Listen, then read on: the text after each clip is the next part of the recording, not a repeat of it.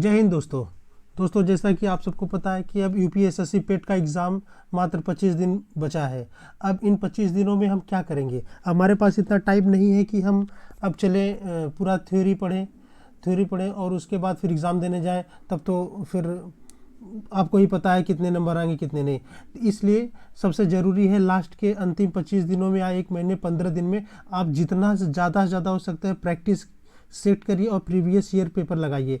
अब उसी के आधार पे आपका जो पेपर है यूपीएससी पेट का एग्ज़ाम बहुत अच्छा जाएगा। तो दोस्तों हमने यही सोच के ये लाया हूँ, ये जो वीडियो बनाया हूँ, जो ये पिछले साल का पेपर है और उसी के साथ मैंने इसका जो प्रैक्टिस सेट दोनों को जोड़ा है। और जैसे जो प्रीवियस ईयर पेपर है ज़रूरी नहीं है वही आएगा, लेकिन उसके बेस पे अगला क्वेश्चन क्या आ सकते हैं, उसकी संभावना क्या है आने की, तो मैंने इसमें पूरा डिस्कस किया है। आप अच्छे से देखिएगा। तो आइए हम शुरू करते हैं अपना ये सेट से। तो जैसा पहला क्वेश्चन आप देख सकते हैं, भारत में शासन करने वाले दिए गए शासकों का कालक्रम अनुसार सही क्रम में क्या है। अब जैसे पिछले बार ये क्वेश्चन आया था कि ये 4 नाम दे देंगे, 5 नाम दे देंगे, वो बोलेंगे कि इनका कालक्रम अनुसार लगाइए कब कब ये लोग आए थे। ठीक है, पहले तो हम इसका देख लेते हैं। जैसे दिल्ली सल्तनत में जो गुलाम वंश आया था, दिल्ली सल्तनत में पहला गुलाम वंश आया था। गुलाम वंश में संस्थापक था कुतुबुद्दीन ऐबक और उसके बाद बना इल्तुतमिश। तो इल्तुतमिश रहा होगा पहले, फिर उसके बाद अलाउद्दीन खिलजी आया। ठीक है, फिर जब ये मुग़ल शासक स्टार्ट होता है तो जब बाबर आता है, बाबर का लड़का हुमायूं होता है, तो हुमायूं के ही समकालीन उसके शेरशाह सूरी था। तो अकबर के पहले कौन आया होगा? शेरशाह सूरी, फिर उसके बाद अकबर। तो हमारा ऑप्शन क्या हो जाएगा? 4 3 1 2। कौन सा? 4 3 1 2 बी आंसर हमारा ठीक है। आइए हम देखते हैं इन सब के बारे में अच्छे से। जैसे सल्तनत काल का हम क्रम देखें या कब कब आया, यानी दिल्ली सल्तनत हम बात करेंगे 1206 से लेके 1526 तक था। 1526 माने जब अपने भारत में बाबर आया और उसके बाद मुग़ल की स्थापना किया मुग़ल वंश का, तो 1526 से स्टार्ट होता है, जो कि पानीपत का प्रथम युद्ध हुआ था। तो उसके पहले हमारा दिल्ली सल्तनत चलता था। दिल्ली सल्तनत में कितने वंश थे इसके बारे में हम पहले देखते हैं। एक हमारा छोटा सा ट्रिक है, इस ट्रिक को आप ध्यान से देखना, आपको जो रटने की जरूरत नहीं, बस एक बार ट्रिक देख लेना। गुल खिला तू सोलो में, क्या है? गुल खिला तू सोलो में। गुल से आया गुलाम वंश, खिला से खिलजी वंश, तू से तुगलक वंश, सो से सैयद वंश, लो से लोधी वंश। ये आप पांचों याद रखना, ये ज़्यादा इंपॉर्टेंट नहीं है इनका डेट, बस आप ये 5 याद रखना। अब देखते हैं गुलाम वंश में कौन कौन इसके थे। पहले इसका संस्थापक कौन था? कुतुबुद्दीन ऐबक था। उसके बाद आया इसका दामाद इल्तुतमिश आया, फिर इसकी बेटी आई रजिया सुल्तान आई। बीच में छोटे मोटे रहे हैं 1 2, लेकिन कुछ इंपॉर्टेंट नहीं है, उनको आप इग्नोर करना। इसके जो मैंने इसमें दिया है बस यही याद रखना। रजिया सुल्तान के बाद आया नसरुद्दीन महमूद और महमूद के बाद आया बलबन। तो ये कौन थे? गुलाम वंश के थे। अब खिलजी वंश का कौन था? उसका संस्थापक जलालुद्दीन फिरोज खिलजी। ठीक है, उसका फिर दामाद आया कौन? अलाउद्दीन खिलजी आया ये। ठीक है, दोनों को आप याद रखना। और ये तुगलक वंश में संस्थापक गयासुद्दीन तुगलक, फिर उसके बाद मोहम्मद बिन तुगलक, फिरोज तुगलक। ठीक है, फिरोज तुगलक के पहले ही मोहम्मद बिन तुगलक आया था, ये आप बात याद रखना। और सैयद वंश में 2 थे, खिजर खान और मुबारक शाह। ठीक है, और लास्ट का लोधी वंश कौन था? इसका संस्थापक बहलोल लोधी, सिकंदर लोधी जो आगरा की स्थापना किया है, और उसके बाद इब्राहिम लोधी। ठीक है, इतना आप देखना। अब देखते हैं मुग़ल वंश के शासन देखते हैं। अब जरूरी नहीं है कि हमको ये पूरा, लेकिन सबसे ज़्यादा जरूरी है कि आप ये औरंगजेब तक याद रखिएगा। और नीचे के भी पूछ लेता है, 4 दे देगा, बोलेगा कि इसमें से मिलाइए। ठीक है, अब हम देखते हैं ट्रिक छोटा सा हमारा है। बाहों में आजा शाहजहाँ का पुत्र औरंगजेब। क्या है? बाहों में आजा शाहजहाँ का पुत्र औरंगजेब। तो आइए हम इसको एक्सपेंड करते हैं। बा से बाबर का कार्यकाल कितना रहा? 1526 से 1530 तक। ये बहुत इंपॉर्टेंट है। कुछ लोगों का डेट आपको याद रखना है, जो मैं बताता जाऊंगा इनका याद रखना बाबर का। ठीक है, हुमायूं का 1530 से 1540 तक इन्होंने शासन किया, लेकिन इसी बीच आ जाता है शेरशाह सूरी आ जाता है, जो कि हुमायूं को हरा के शासन करता है। लेकिन फिर बाद में जब शेरशाह सूरी मर जाता है, सूरी वंश खत्म हो जाता है, फिर हुमायूं आ जाता है 1555 से 1556 तक। ठीक है, तो इसका कार्यकाल याद रखना 1530 से 1556 तक। ठीक है, ये हो गया आपका हुमायूं हो गया। अब अकबर का बहुत याद रखना, अब अकबर का 1556 से 1605 तक, 1556। इसके पहले हमारे एग्जाम में पूछा था औरंगजेब का, लेकिन अब अकबर का पूछ सकता है। इसका कार्यकाल कब था और कब ये मरा था, 1556 से 1605 तक, ठीक है। और जा से हो गया जहांगीर, हो गया 1605 से 1627। फिर शाहजहां, शाहजहां का 1627 से 1658, ठीक है। औरंगजेब का भी एग्जाम में आपको पूछा था ना, ये मतलब कब मरा था ये, या कब तक शासन किया था, 1707 तक, ठीक है। और फिर हमारे पास आते हैं, ये हमारा 6 तो हो गया, ठीक है, औरंगजेब तक। अब आगे देखिए, बहादुर जहां फर्रुख और MA में आशा अब, क्या है, बहादुर जहां फर्रुख MA में आशा अब, ठीक है। अब बहादुर शाह प्रथम था, ठीक है, ये बहादुर शाह प्रथम। फिर जहादर शाह, जहाँ से जहादर शाह, फरुख से फरुखसियर था।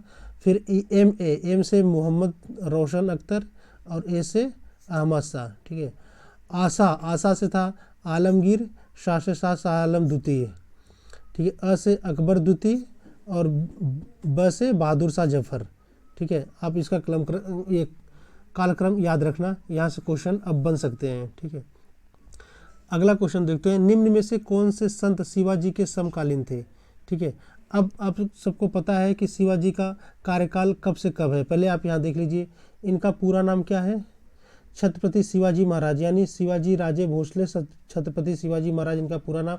इनका जन्म कब हुआ था, 1630 में। कहाँ हुआ था, शिवनेरी का किला था, महाराष्ट्र में पड़ता है, वहाँ हुआ था। कब हुआ था, ये डेट याद रखना उनका जन्म, क्योंकि एग्जाम में पूछा है डेट और इनका डेथ, 19 फरवरी 1630 को।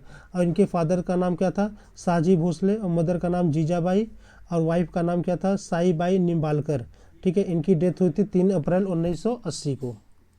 तो आप लोग देख लिए होंगे संत शिवाजी के बारे में। अब जो क्वेश्चन पूछा था कि इनके समय समकालीन में संत कौन थे, आप यहाँ पे देख सकते हैं महाराष्ट्र के प्रमुख संतों, महाराष्ट्र के ये कुछ प्रमुख संत हैं जो कि आपका एग्जाम में पूछ सकता है। और एग्जाम ये कैसे पूछता है, 4 संत नाम दे देगा, बोलेगा इनको क्रम में लगाइए। तो हमारे पहले संत थे जो महाराष्ट्र के, संत नामदेव जी थे, ठीक है। उसके बाद ज्ञानेश्वर आए, फिर एकनाथ आए, फिर तुकाराम आए, और लास्ट में आए थे रामदास, ठीक है। पहले आए थे संत नामदेव, लास्ट में आए थे रामदास। आप देखिए इनका तुकाराम का जो कार्यकाल है, मतलब ये कार्यकाल करें सॉरी, जो इनका मतलब ये है डेट ऑफ बर्थ से डेथ तक 1577 से 1650 तक थे ये, 1577 से 1650 तक थे इनका जीवन काल रहा है, ठीक है। अब इन्हीं के बीच में हमारे ये रहे हैं 1630 से 1680, इन्हीं के बीच में 1650 रहा होगा ना। तो हमारे ये संत शिवाजी के समकालीन कौन थे, संत तुकाराम थे, तो आप याद रखना। और ये संत जो ये शिवाजी थे इनके जो मंत्रिमंडल थे उनको हम अष्टप्रधान कहते थे, जो इनका मंत्रिमंडल रहता था अष्टप्रधान कहते थे। और इनका राज्याभिषेक कब हुआ, संत शिवाजी का ये जो छत्रपति शिवाजी महाराज थे, इनका राज्याभिषेक कब हुआ, एग्जाम में पूछता है, होता 5 जून, याद रखना 5 जून 1674 को, 5 जून 1674 को इनका वो राज्याभिषेक हुआ था। और इनके गुरु थे कौन, कोंडदेव, ठीक है, इनके गुरु थे कोंडदेव, ये याद रखना। नेक्स्ट, बंगाल के पहले गवर्नर जनरल कौन थे, बहुत कंफ्यूज होता है दोस्तों ये अभी बंगाल के पहले गवर्नर पूछ चुका है एग्जाम में आपके यूपीएससी पेट के, लेकिन अब दूसरा कुछ पूछेगा कि बंगाल के पहले गवर्नर कौन थे, ठीक है। और यह पूछ सकता है भारत के पहले गवर्नर जनरल कौन थे, अभी बंगाल का था, अब पूछ लेगा तो भारत, जैसे यहाँ पे बंगाल के, अब मैं यहाँ पे दिया हूँ कुछ, देखिए बंगाल के पहले गवर्नर, केवल ये गवर्नर है यहाँ पे, और ये किसका है, बंगाल का, केवल गवर्नर, जनरल नहीं लगाया, तो रॉबर्ट क्लाइव होंगे, आंसर होगा हमारा रॉबर्ट क्लाइव। लेकिन उसके बाद अगर पूछे बंगाल के पहले गवर्नर जनरल, अब यहाँ बंगाल तो है ही, अब यहाँ पे गवर्नर और जनरल और लगा दिया है, क्या, गवर्नर जनरल। अब यहाँ पूरा हो गया, गवर्नर जनरल कौन था, 1773 का आया था रेगुलेटिंग एक्ट, उसके तहत इनको बनाया गया था वारेन हेस्टिंग्स, कौन थे, वारेन हेस्टिंग्स, याद रखना। अब ये बंगाल का तो खत्म हो गया, अब बोलते हैं भारत के पहले गवर्नर जनरल कौन थे, भारत के पहले गवर्नर जनरल, तो ये थे विलियम बेंटिंग, कौन थे, विलियम बेंटिंग। और गवर्नर जनरल का पद बाद में, जब ये 1857 की लड़ाई होती है, उसके बाद ब्रिटिश क्या जो महारानी होती है सत्ता अपने हाथ में ले लेती है, उसके बाद अब वायसराय बोला जाएगा। तो पूछता है क्वेश्चन, भारत का प्रथम या पहला वायसराय कौन था, लॉर्ड कैनिंग था, ठीक है। और लास्ट वाला क्या था, लॉर्ड माउंटबेटन थे, ठीक है, तो लॉर्ड कैनिंग थे पहले। अब इसका आंसर कौन है, बंगाल के पहले गवर्नर जनरल कौन थे, तो Warren Hastings, Lord Warren Hastings. ठीक है, आगे चरक संहिता क्या है? चरक संहिता किससे संबंधित था दोस्तों? अब बताओ चरक संहिता। अब जो महर्षि चरक थे उनको चिकित्सा जगत का जनक कहा जाता था, तो चरक संहिता जो ये था हमारा चिकित्सा से संबंधित था। ठीक है, इनमें से कौन सा युग्म सही नहीं है? अब देखिए 261 में कलिंग युद्ध था। ठीक है, कलिंग युद्ध सही है ये, इसमें गलत पूछा है, हम पहले देख लेते हैं सही कौन कौन सा है। 261 में कलिंग युद्ध, कलिंग युद्ध किसके किसके बीच हुआ था? ये उड़ीसा, ये कलिंग कहाँ पड़ता है? अभी आज के समय में आंध्र प्रदेश और उड़ीसा का जो जगह है वो कलिंग पड़ता है। वहाँ का जो राजा था, और ये चंद्रगुप्त मौर्य वंश के जो राजा थे अशोक, अशोक ने कलिंग पर आक्रमण किया था और उसके देशों को जीत लिया था। तो कलिंग युद्ध ये 261 में किया था। ठीक है, उसको जीत लिया था अशोक ने।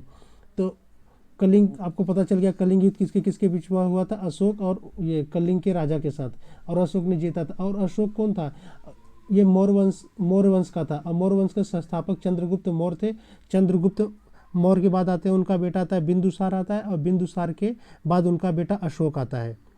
ठीक है, तो अशोक ने ही ये कलिंग युद्ध लड़ा था। ठीक है, और आपको पता होगा ये अशोक ने जब कलिंग युद्ध 261 ईस्वी में जीता था, उसके बाद इन्होंने पूरा मतलब ये सब छोड़ दिया था, लड़ाई मार काट ये सब युद्ध छोड़ दिया था। उसके बाद इन्होंने बौद्ध ग्रहण कर लिया, और उसके बाद भिक्षु के रूप में ये रहने लगे। ठीक है, उन्होंने फिर भारत में क्या है 14 शिलालेख बनवाया। कितना बनवाया? 14 शिलालेख बनवाया। ठीक है, अब वो जो शिलालेख 14 शिलालेख है, पूछता है क्वेश्चन, उसकी खोज किसने की थी? उसकी खोज की थी पॉद्रेटी फैलेंथर ने। कौन क्या था? याद रखना, नाम याद रखना आप लोग। ठीक है, कौन? पॉद्रेटी फैलेंथर।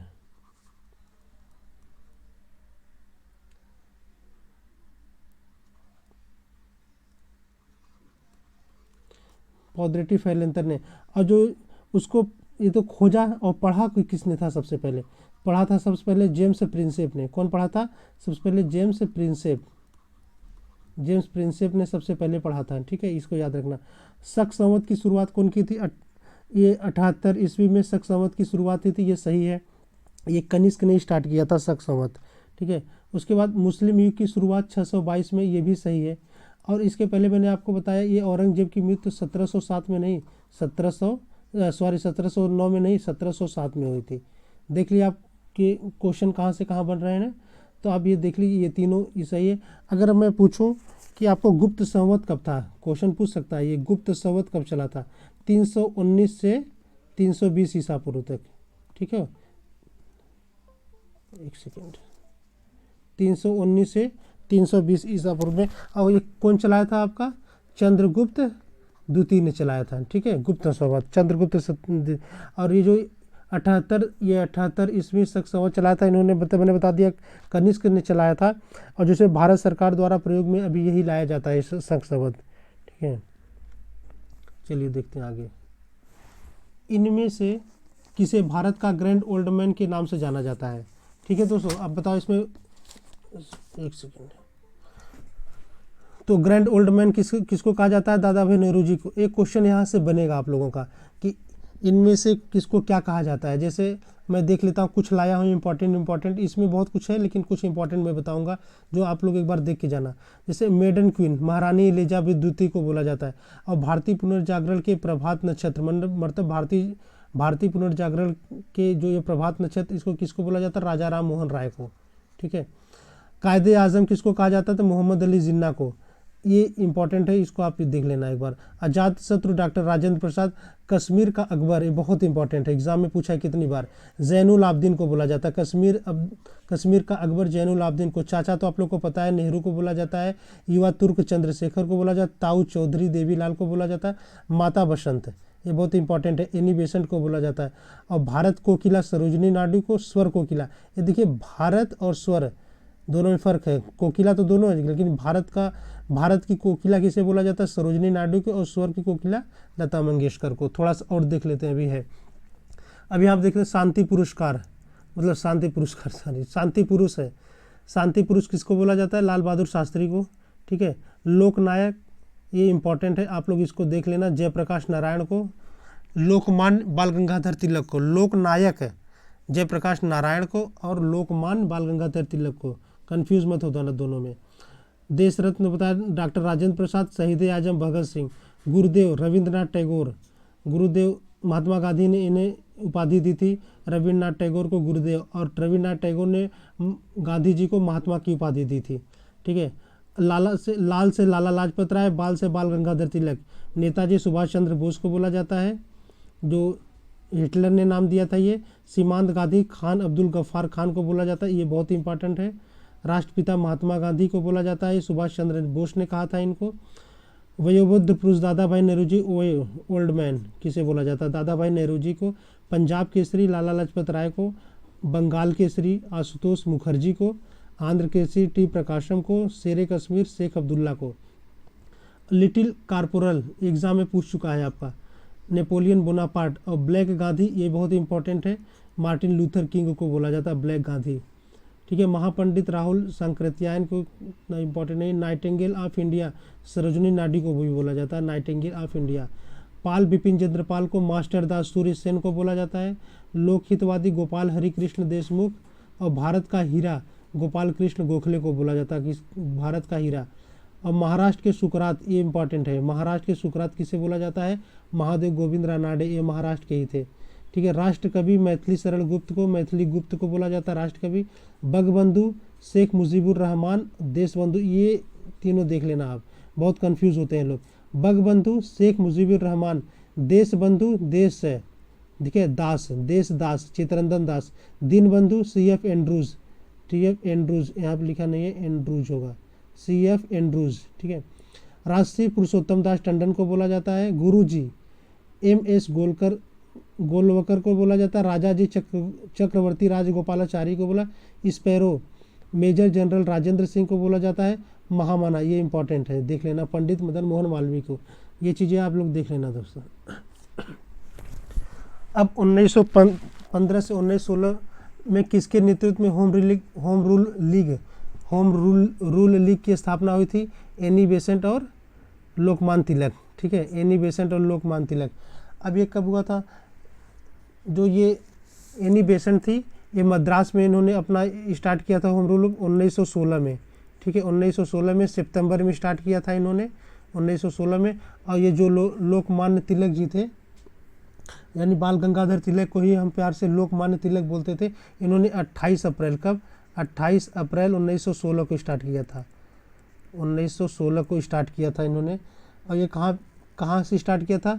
बेलगांव कहाँ है? पूना में पड़ता है, वहाँ से इन्होंने स्टार्ट किया था। ठीक है। जैसे अब मैं कुछ चीज़ें बता रहा हूँ, जैसे लोकमान्य तिलक यानी बाल गंगाधर तिलक की कुछ फेमस किताबें हैं, जैसे केसरी हो गया आपका, क्या हो गया? केसरी हो गया। ठीक है। उसके बाद हो गया द मराठा हो गया। ठीक है। द मराठा हो गया आपका। जो ये केसरी है, केसरी किस भाषा में है? ठीक है। केसरी मराठी भाषा में, याद रखना आप लोग, मराठी भाषा में। और ये द मराठा किस में है? इंग्लिश में है। ठीक है। ये याद रखना आप लोग। और गीता रहस्य,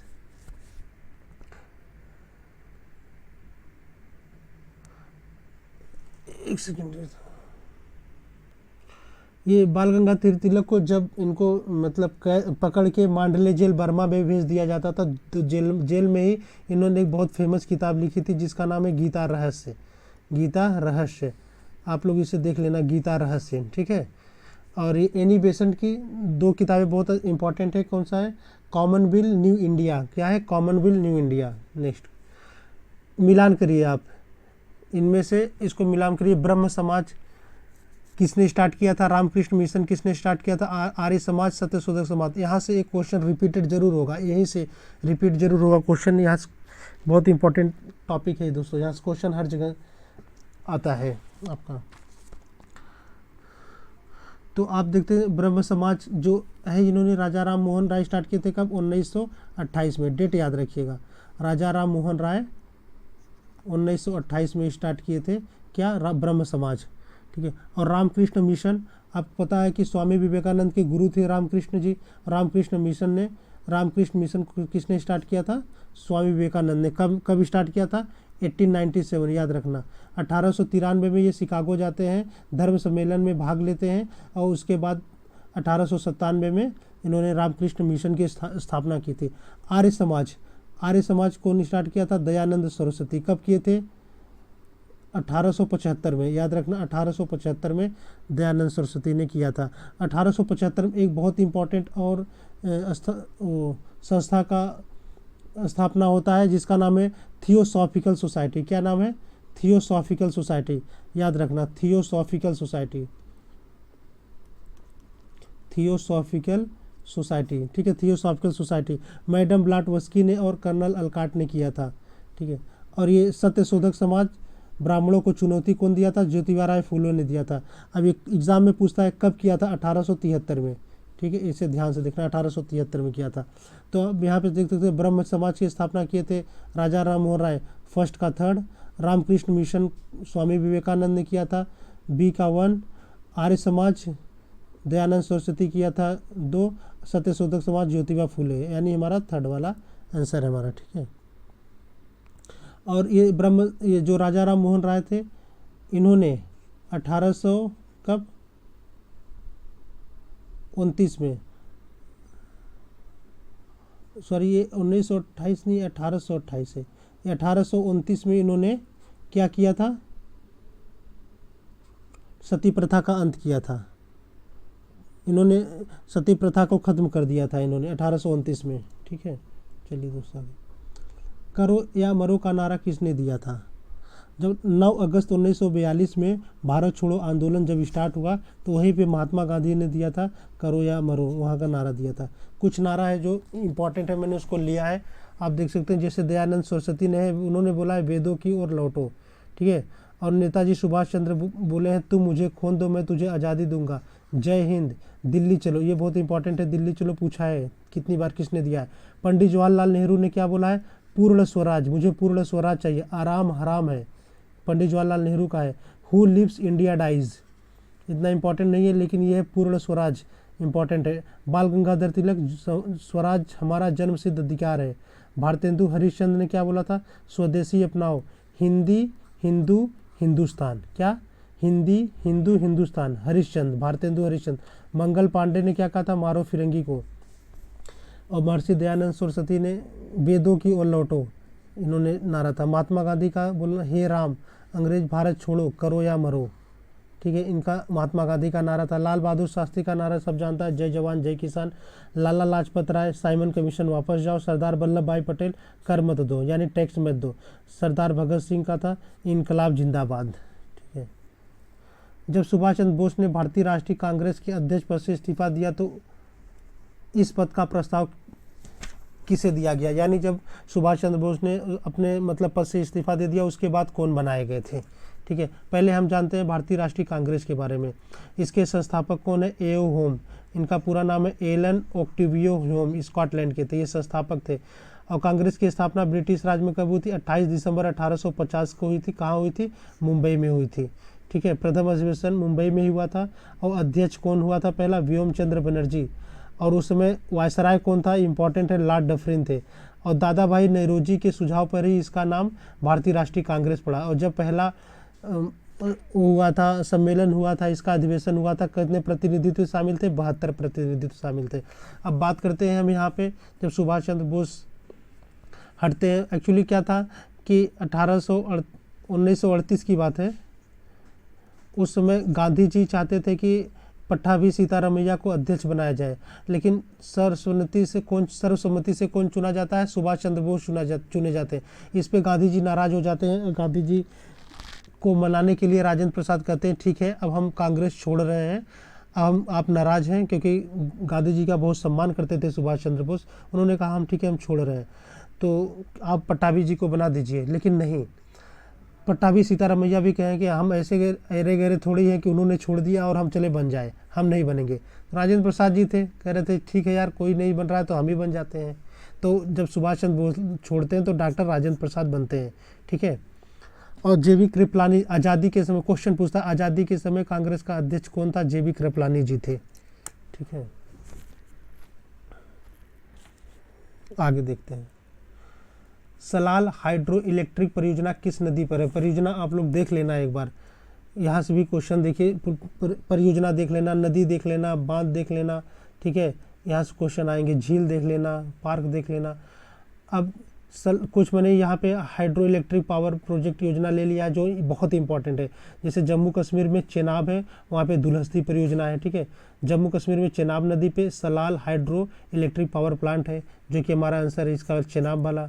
जम्मू कश्मीर में हिमाचल प्रदेश सतलज नदी में Bhakra Nangal hydro electric power plant है, और हिमाचल प्रदेश सतलज नदी में है Nathpa Jhakri hydro electric power, याद रखना। और ब्यास नदी पे है पोंग बांध, ठीक है। महाराष्ट्र में है कोयना नदी बहती है, उसी पे बना है Koyna hydro electric power plant बना है।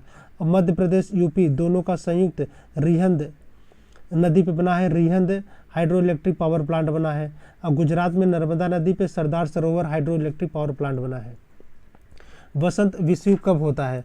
आप सबको पता है कि हमारा ये अर्थ है, ये हमारी इक्वेटर है यानी भूमध्य रेखा है, जो सन की रोशनी होती है इस पर हमेशा लंबवत पड़ती है। इसके पहले मैंने वीडियो बहुत अच्छे से टाइम जोन का बताया, अगर नहीं पता तो आप मुझे मेरे डिस्क्रिप्शन में जाइएगा, वहाँ पे लिंक दिया हो, वहाँ से आप जाके देख सकते हैं।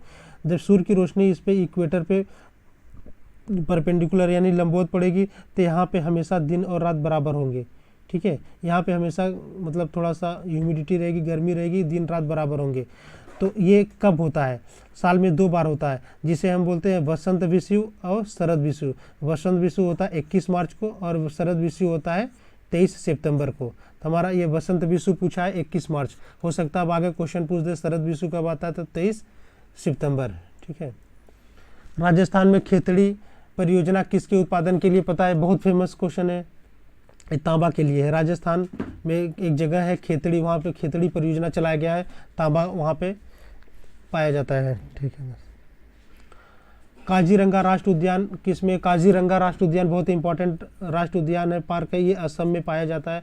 अब असम के कुछ पार्क हैं जो ये ट्रिक है, अगर आपको पूरा चाहिए कंप्लीट चाहिए वीडियो तो मैं इस पे वीडियो बनाने वाला हूँ एक दिन में, ठीक है। आप देखिए एक छोटी ट्रिक है, सनम न माने काजी सया है राजीव गांधी, ठीक है। किसी बात पे या किसी नाम पे आप लोग अन्यथा मत ले जाइए, बस ये ट्रिक के माध्यम से पढ़ाने के लिए है ये, ठीक है। सनम न माने काजी सया है राजीव गांधी, सनम से हो गया मतलब ये असम हो गया, ठीक है।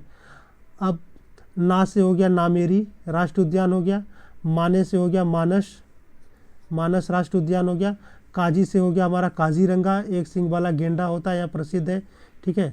राजीव से राजीव गांधी हो गया, ठीक है।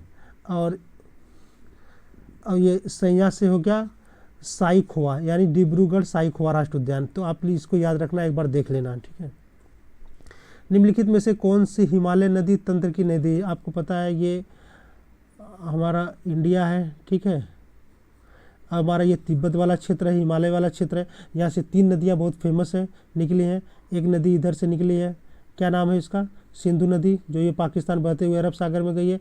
यहाँ से एक निकली हमारी सतलज नदी, ठीक है, यहाँ जाती है चेनाब नदी मिलके, फिर ये सिंधु नदी मिल जाती है, और यहाँ से एक निकलती है मानसरोवर, ये मानसरोवर झील है पूरा, मानसरोवर झील से ब्रह्मपुत्रा नदी निकलती है। तो आप यहाँ ऑप्शन में देख सकते हैं कौन कौन सी नदी।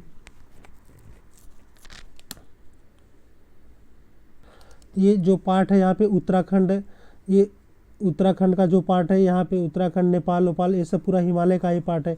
यहीं से तो एक नदी और निकली है, गंगा भी यहीं से निकलती है, ठीक है।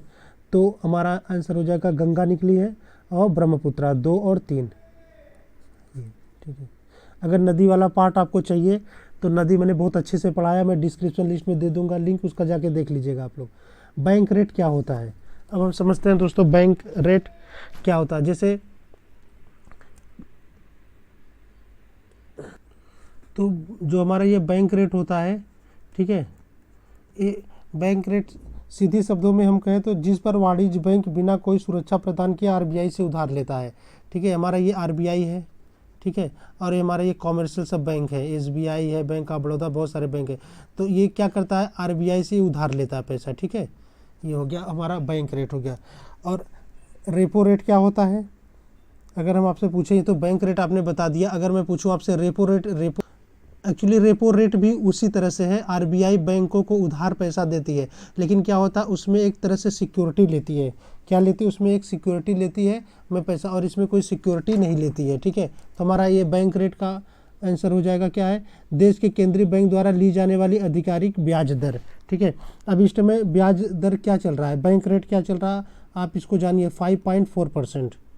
ठीक है, 5.4% चल रहा है, एग्जाम में पूछ सकता है बैंक रेट इस टाइम क्या चल रहा, ये रेपो रेट है, क्या है ये, रेपो रेट। ठीक है, अब बैंक रेट क्या है, बैंक रेट है 5.15, ये देख लेना, करंट के लिए बन सकता है क्वेश्चन। यदि आरबीआई नगद आरक्षित अनुपात सीआरआर को घटा दे तो साख सृजन यानी क्रेडिट क्रिएशन पर क्या प्रभाव पड़ेगा। अब पहले हम समझेंगे सीआरआर क्या होता है। जो ये लिखा है यहाँ पे सीआरआर, इसको इंग्लिश में कहते हैं कैश रिजर्व रेशियो। क्या होता है कि जब पैसा मार्केट में ज़्यादा बैंक वाले देने लगते हैं तो इन्फ्लेशन आ जाता है, यानी मंदी आ जाती है। तो इसी को कंट्रोल करने के लिए आरबीआई बैंकों से कहती है कि हम सीआरआर को घटा रहे हैं। ठीक है, जब सीआरआर को घटाएंगे तो क्या होगा, सीआरआर मतलब कैश रिजर्व रेशियो। आरबीआई कहती है बैंकों की आप अपने पास कुछ कैश रखिए। ठीक है, अपने आप इतने % कैश रखिए ताकि अभी बैंक डूबती है तो आप मतलब जो ग्राहक हैं उनको पैसा दे सकें, तो ये कैश को रिजर्व करके रखिए। तो जब ये आरबीआई क्या करेगी, इसको घटा देगी तो ये लोग क्या करेंगे, कैश को और ज़्यादा रखने लगेंगे। ठीक है, और क्रेडिट क्रिएशन, जो इनका क्रेडिट क्रिएशन है वो बढ़ जाएगा। ठीक है, साख सृजन बढ़ जाएगी, बस यही है और कुछ नहीं। इनमें से किस प्रकार की अर्थव्यवस्था में संसाधनों पर निजी अधिकार है। ठीक है, हम बस यहाँ पकड़ लिए ना निजी अधिकार, तो आपको पता है पूंजीवादी जो होते हैं ये निजी, मतलब खुद का, जो खुद की कंपनी ओपन कर ले या खुद पैसा कमाए, खुद प्रोडक्ट उत्पादन करे, इसमें कोई सरकार का हस्तक्षेप नहीं होता, सरकार से कोई मतलब नहीं होती। इसी को हम बोलते हैं पूंजीवादी अर्थव्यवस्था। जैसे इसमें लिखा है ये निजी व्यक्ति लाभ कितना भी पैसा कमा सकता है, करोड़पति अरबपति सब कुछ हो जाए, ये पूंजीवादी अर्थव्यवस्था है। ठीक है, सभी साधनों का स्वामित्व और नियंत्रण करता है कौन, उत्पादक या उत्पादन जो ये मालिक होता है उसका। इसको हम उदार अर्थव्यवस्था क्यों कहते हैं, क्योंकि यहाँ बहुत सारे कंपनी हैं। ठीक है, तो यहाँ पे ये अपने अकॉर्डिंग ही रखें, यहाँ पे सरकार का हस्तक्षेप नहीं है, हम कितने का बेचेंगे कितने का नहीं, क्या प्रोडक्शन करेंगे, इस पे क्या नहीं करेंगे, हम क्या ओपन करना चाहते हैं क्या नहीं, ये लोग खुद डिसाइड करेंगे, इसलिए हम इसको उदार अर्थव्यवस्था कहते हैं। अब पूंजीवाद की उत्पत्ति कब से हुई थी, कहाँ से हुई थी, 18वीं शताब्दी में इंग्लैंड में जब औद्योगिक क्रांति हुई थी उसी टाइम स्टार्ट हुआ था। और समाजवादी क्या होता है, उन्होंने बताया समाजवादी में या इसमें गवर्नमेंट हस्तक्षेप करेगी। गवर्नमेंट मतलब सरकार, राज्य की सरकारें कहेंगी कि आप ये प्रोडक्शन करिए, आप इस जगह पे ये करिए, हमारे अकॉर्डिंग चलिए, इसमें समाजवादी में ये होता है। ठीक है, जैसे पूंजीवादी का एग्जांपल देखिए तो हम देखिए अमेरिका हो गया, ठीक है, ऑस्ट्रेलिया हो गया, इंग्लैंड हो गया, ये सब पूंजीवादी। और समाजवादी वाला व्यवस्था देखेंगे तुम्हारा ये इधर चाइना हुआ, वियतनाम हुआ। और मिश्रित व्यवस्था देखेंगे जिसमें प्राइवेट वाले और गवर्नमेंट दोनों मिल के काम करते हैं, इसको हम मिश्रित अर्थव्यवस्था कहते हैं। भारत में कौन सी चलती है, ये इंडिया में चलती है। क्वेश्चन बहुत पूछता है कि इंडिया में कौन सी अर्थव्यवस्था चलती है, मिश्रित अर्थव्यवस्था चलती है। 100 रुपये का नोट किसके द्वारा हस्ताक्षरित होता है, बताइए दोस्तों। 100 रुपये का नोट पे किसका मतलब किसका सिग्नेचर होता है, आरबीआई का। ठीक है, किसका, आरबीआई के गवर्नर का। 100 रुपये के नोट, अगर मैं बोलूं कि 1 रुपये के नोट पे किसका होता है तो वित्त सचिव का होता है। वित्त सचिव का किस पे होता है, 1 रुपये वाले पे होता है, 1 रुपये के नोट पे। अब जो 100 रुपये का नोट है उस पर किसका चित्र बना है, रानी की वाव का चित्र बना है। और ये जो नोट छपते हैं उसमें 17 भाषाएं अंकित होती हैं। इतनी चीज़ों को आप लोग अच्छे से याद रखना। ठीक है, फेमा क्या होता है, जैसे कोई हमारा, जैसे ये इंडिया है और इधर में ये मान लीजिए अमेरिका है, हमें इसे ट्रेड करना है। ठीक है, कुछ रूल्स एंड रेगुलेशन होते हैं। ठीक है, ये रूल्स एंड रेगुलेशन कौन करता है, यही फेमा करता है कि हमें किस टाइप का ट्रेड करना चाहिए। और ये जो कंपनियां हैं जो हमारे यहाँ से हमसे ट्रेड कर रही हैं, इनको मतलब टाइम टू टाइम देना चाहिए और इनके साथ बेईमानी नहीं करना चाहिए, एक लीगल होना चाहिए। ठीक है, ये सब आता है हमारे अंदर। ये फेमा यही काम करता है। पहले एक्चुअली क्या था कि फेमा के जगह बना था फेरा, आया था ये फेरा, FERA। ठीक है, इसका भी फुल फॉर्म, अभी फेमा का पूछा था तो फिर ये फेरा का पूछ सकता है। फेरा का फुल फॉर्म है foreign exchange and regulation act. क्या है, फॉरेन एक्सचेंज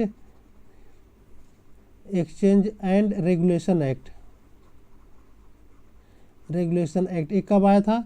आपका 1973 में आया था, 1973 में आया था। ये जो ट्रेड और पेमेंट होता है इसके बारे में इसको देखता था, ठीक है, एक देश से दूसरे देश के लिए। तो क्या हुआ, इसमें प्रॉब्लम्स आने लगी, इसमें कुछ कमियां आने लगी, तो इसलिए इसके जगह पे आ गया हमारा फेमा, FEMA, आर की जगह बस एम बदला है। एक बार क्वेश्चन एग्जाम में पूछा था ये कि आर की जगह यम बदला है, यम का मतलब क्या, बस केवल यम का मीनिंग पूछा था। तो इसका फुल फॉर्म होता है फॉरेन एक्सचेंज मैनेजमेंट एक्ट। क्या होता है? Foreign exchange management act. अब ये एक्ट कब आया था? 1999 में, ठीक है, 99 में एक्ट आया था ये। तो आप इतनी बातें आप याद रखना, ठीक है। संविधान में जन स्वास्थ्य एवं स्वच्छता किस में शामिल है? आपको पता है कि 12 अनुसूचियां हैं, 12 अनुसूचियां में से 7वां अनुसूची है समवर्ती सूची, संघ सूची और राज्य सूची। 7वीं अनुसूची में यही आता है, कौन सा आता है? समवर्ती सूची, संघ सूची, राज्य सूची। यानी समवर्ती सूची में क्या होता है, राज्य और संघ दोनों कानून बना सकते हैं। किस पे बनाएंगे बहुत ध्यान से देखना। शिक्षा रहेगा, वन पे बना सकेगा, ट्रेड यूनियन, विवाह पे, गोद लेना और अधिकार, ये सब शामिल है, ठीक है। ये केंद्र और राज्य दोनों सरकारें इस पे कानून बना सकती हैं। और संघ सूची यानी बस यूनियन, केंद्र किस पे कानून बनाता है? रक्षा वाला हो गया, विदेश मामला हो गया, बैंकिंग हो गया, संचार और मुद्रा हो गया, ठीक है। इस सब मामले पे केवल केंद्र बनाएगा। और राज्य सूची केवल राज्य बनाएगा इस पे कानून, जैसे सार्वजनिक व्यवस्था हो गया, पुलिस हो गया, सार्वजनिक स्वास्थ्य हो गया, स्वच्छता हो गया, अस्पताल हो गए, औषधालय हो गए, ठीक है। इन सबको याद रखना। तो इसका आंसर होगा हमारा राज्य सूची। भारत में पंचायती राज व्यवस्था इसके अंदर रखी गई है। भारत में पंचायती राज व्यवस्था आपको पता है राज्य के नीति निर्देशक तत्व आर्टिकल अनुच्छेद 40 में ये वर्णित है, पंचायत राज व्यवस्था। अब ये पूछता है क्वेश्चन, 73वां संविधान संशोधन कब आया था और किसके लिए आया था? 73वां संविधान संशोधन पंचायती राज के लिए आया था और 1992 में आया था, ठीक है। और वर्तमान में जो पंचायती राज प्रणाली है कहाँ कहाँ पे नहीं है? ये नागालैंड हो गया, मेघालय हो गया, मिजोरम, इन सभी को छोड़ के सभी राज्य में है, और दिल्ली को छोड़ के सभी केंद्र शासित में मौजूद है, ठीक है।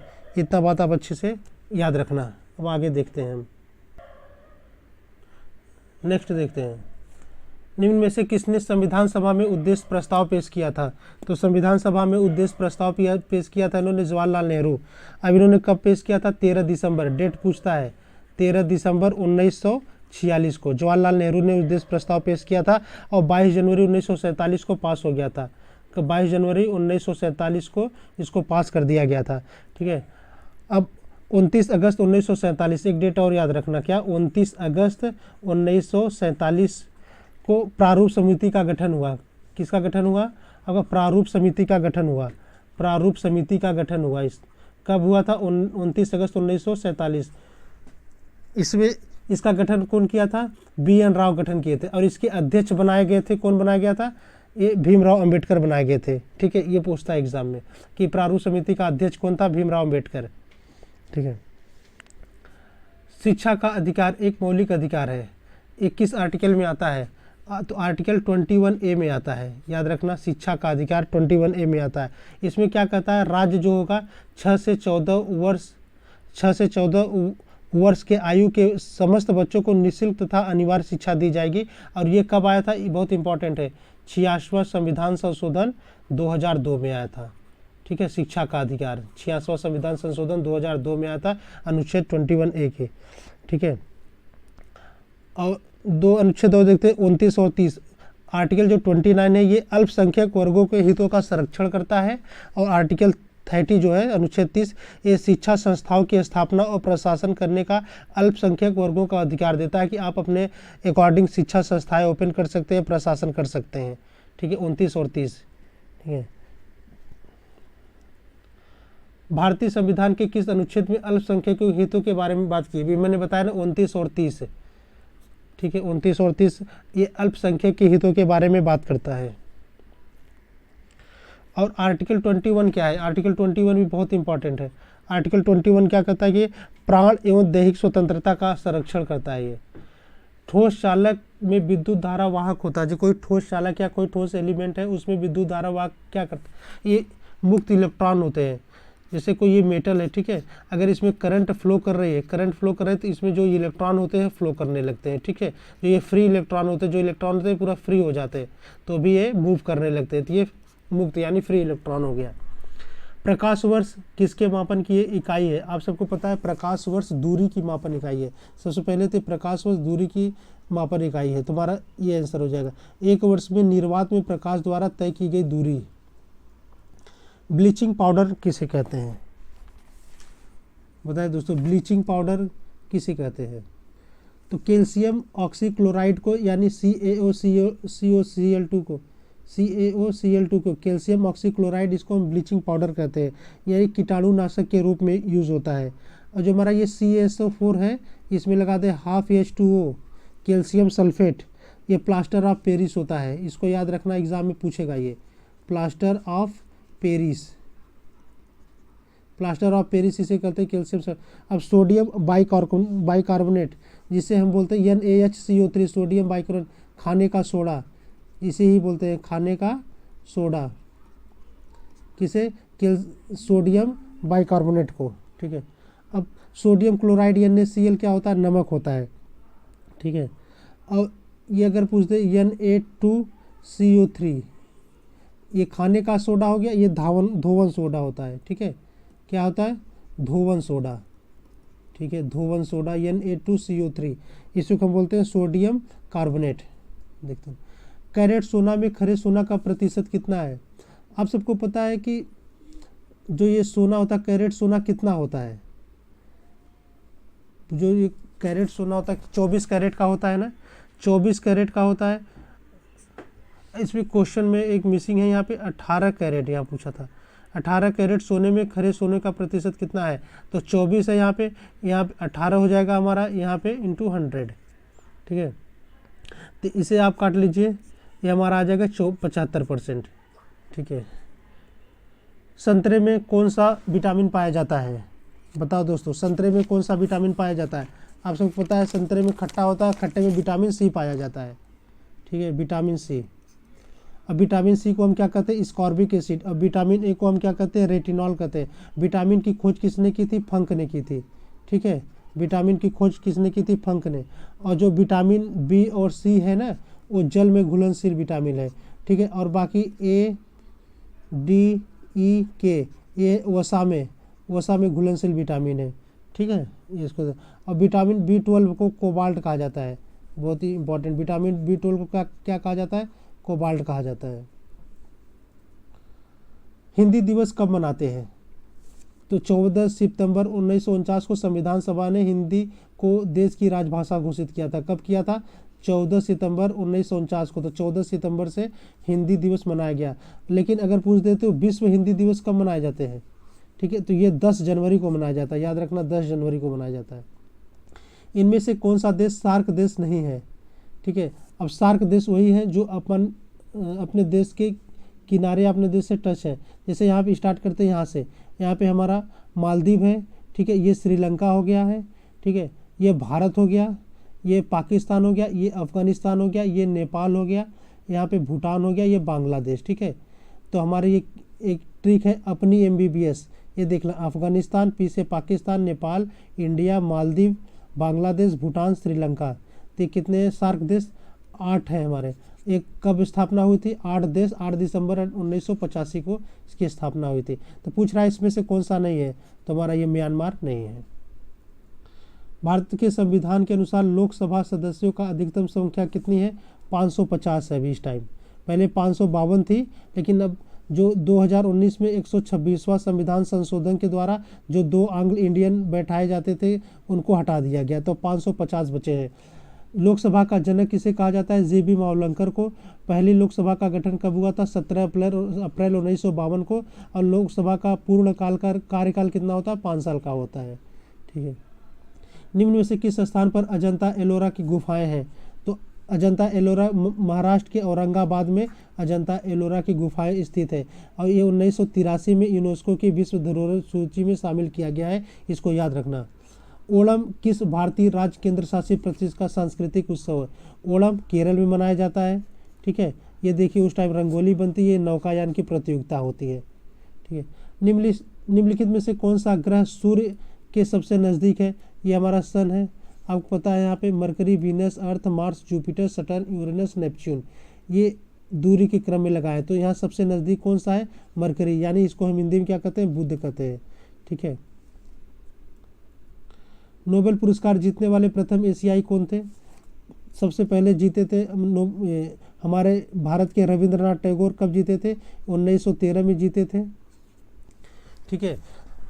अब रविंद्रनाथ टैगोर को हम क्या क्या बोलते हैं? गुरुदेव कहते हैं, कवि गुरु कहते हैं, विश्व कवि कहते हैं। ठीक है। और सीवी रमन को 1930 में विज्ञान के लिए नोबेल पुरस्कार मिला था। शांति में मिला था 1979 में मदर टेरेसा को। और राजीव गांधी भारत के छठे प्रधानमंत्री थे, 1991 में भारत रत्न मिला था। तो हमारा इसका आंसर हो जाएगा रविंद्रनाथ टैगोर। ठीक है। तो थैंक यू दोस्तों, हमारा आज का लेक्चर आपको कैसा लगा? अगर अच्छा लगा होगा तो उसे लाइक, शेयर और कमेंट जरूर करिएगा। और कोई प्रॉब्लम होगा तो ज़रूर बताइएगा, हम उसमें सुधार करेंगे। Thank you so much friend.